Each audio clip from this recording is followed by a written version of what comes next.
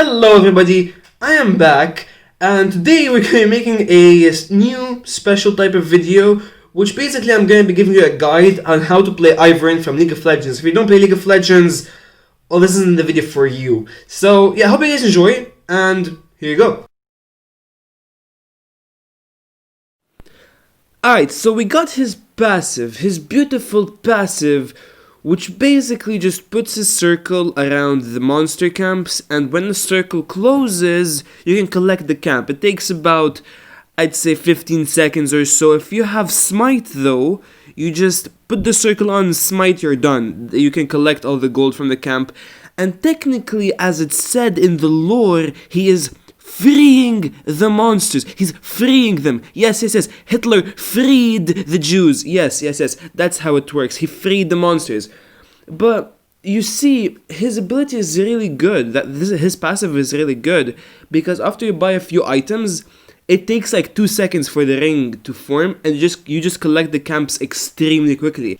However, the bad thing about his passive is that it uses a little bit of his health every time. Now, in the beginning, it's going to be very noticeable because you don't have that much health on you, but later on, it becomes less and less noticeable. It's the same amount, but less noticeable. And it has a certain cooldown on it, so if you get, let's say, I'm not exactly sure, but about less than, I guess, a third of your health, you'll have a small cooldown on your ability to put the circles down, and you'll have to wait till that's over. It's like 8 or 10 seconds, depending on how low your HP is. Another thing is, after taking blue buff or red buff, you as Ivern collect it, but there's another one which your allies can pick up, which is really useful for some allies, like for Teemo or Zoe to gain blue buff or Echo. It's very useful for them, so that's another thing. His next ability, his Q, what an amazing ability, does not give me cancer at all.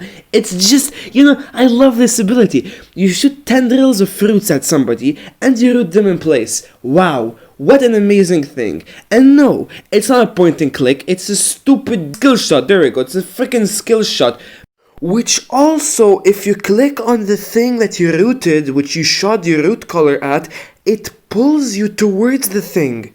It pulls you towards it, and it's not like it pulls you slowly, no, you basically teleport to it.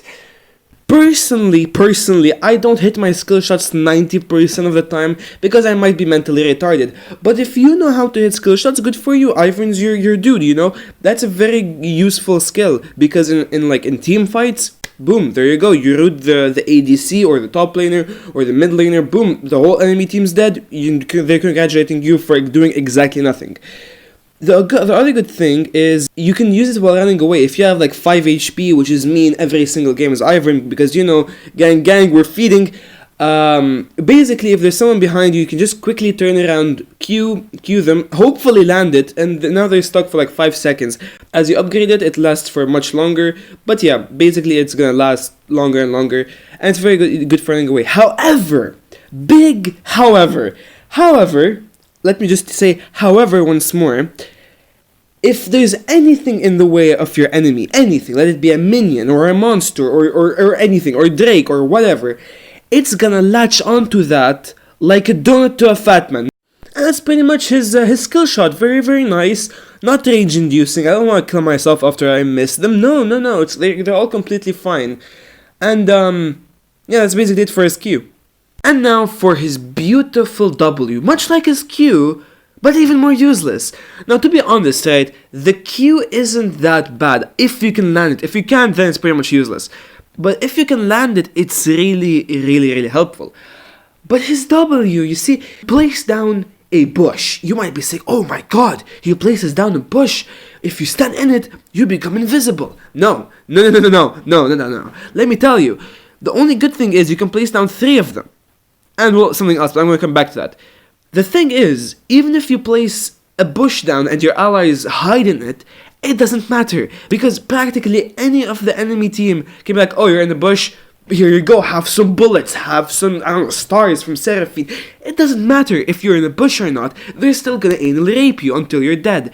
And then, your ally team's gonna be like, why did you place those bushes? You tricked us. And then, you all have a big discussion, chat section, it's not nice, basically. I'm just telling you, it's not gonna be fun.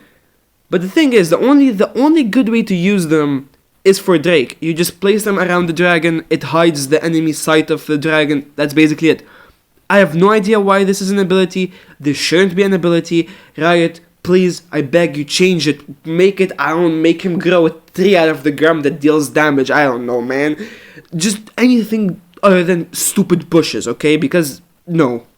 Next is his E. His E is actually my favorite ability in his whole kit, even though his ultimate's pretty cool. His E is just a shield. You'd say, what's so special with the shield? Nothing, but it's actually really cool, because you can save your ally instantly. Let's say your ally is on like 10 HP, literally 10 HP, running away from somebody. If you have your E maxed out, it gives him a huge shield. Obviously, as you continue upgrading your E, it's gonna become bigger and bigger. In the beginning, it's not that big, but it's still good. The slightly cool thing about his E is once it ends, because shields don't stay forever, once it ends, it detonates and like in a small circle around the person, the ally that you shielded, it's gonna deal some damage. By the way, you can place this shield on yourself, on your ally, or on your ultimate. Basically, what I'm trying to say, it's a very good, very good ability. I really enjoy using it. So yeah, that's basically his E. Usually in your kit, you max your E out first, because Ivern isn't a champion that you can like 1v1. Like as Ivern, I cannot 1v1 anybody unless I have my ultimate, and even then it's pretty difficult. Ivern is a champion used only to help your allies. Never try to 1v1 anyone as Ivern. That is why you max out your E first, because you'll be able to help as much as possible. You might say, well, I'd max out his Q first, his root collar. You could do that, if you're good at landing your skill shots. Personally, I'm not that good, so I max out the E first. I max out E first, then Q, then W, and that seems to be working just fine for me. But do as you want, but, do not max his W first. Don't. That's just plain dumb. That's plain dumb. To max out your bushes, I don't even know what that does. I think they last longer or something. You even get more bushes. They just stay 3 bushes. But yeah, whatever. His E is also a point and click ability. It's not a skill shot which you have to launch. It's just, you see your ally, you click on them, they have a shield now. It's that simple. That's why I really like using it. It needs no skill. And now, drumroll please. We have his ultimate, Daisy. Ivern calls out a rock friend, a rock golem, from out of nowhere. He just calls on her, I think, I have no idea. And she just comes in and just starts whacking people upside the head, doing whatever you want, destroying towers, taking down minions, helping with Baron, helping with Drake, doing whatever the frick you want, killing the enemy team, getting a pentakill. That's very impossible with Ivern, don't even try that. It does so much, it's very useful. You might be asking, oh, what's the difference between that and, who was it? Annie's ultimate.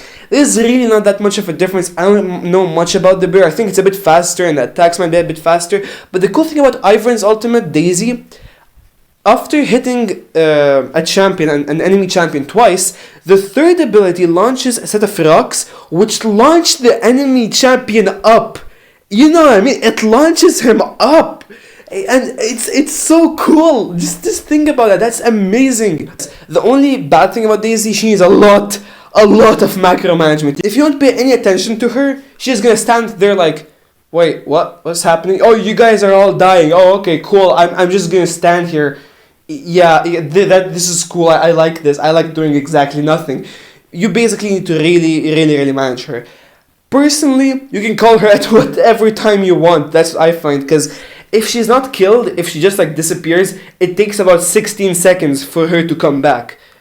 If she dies, it takes I think a bit longer, like 30 seconds, but that means you can literally just keep spawning her over and over again whenever you feel like you need help. She's very useful, so go ahead and do that. For Ivern, you, as I said, don't even try to invade the enemy's territory. You will die instantly unless your allies are there to help you, like to fall back on them. But if you don't have anyone to fall back on, never engage, because as Ivern, you can only run away by yourself. Running away with Ivern is really easy. Just shield yourself, root collar back, hope it hits the enemy, and you're good.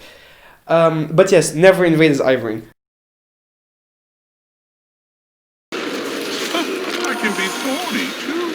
That's messed up, Riot. Why did you have to make him sex offender? Why? What did he do? He's a wholesome tree man who frees. Okay, that might be a messed up thing to say. He frees the monster camps. But come on, why do you have to make him a pedophile, huh? Come on, why? Why?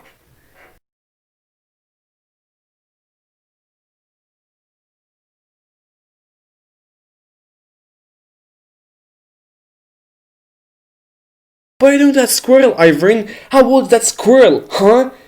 Right, I just have to ask, why? Why?